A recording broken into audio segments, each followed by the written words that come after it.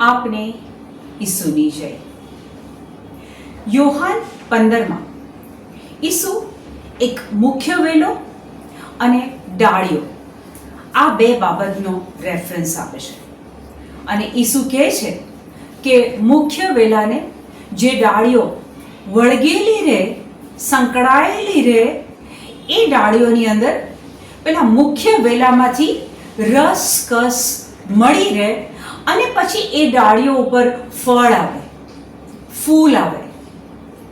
તો ડાળી પોતે પોતાની ઉપર ફળ લાવી નથી શકતી, પણ જો એ ડાળી મુખ્ય વેલા સાથે સંકળાયેલી રહે તો એ મુખ્ય વેલામાંથી જ ડાળીઓને એ ફળદ્રુપતા, એ રસકસ, એ બધું જ મળે, જેના કારણે એ ડાળી ઉપર ફળ આવે.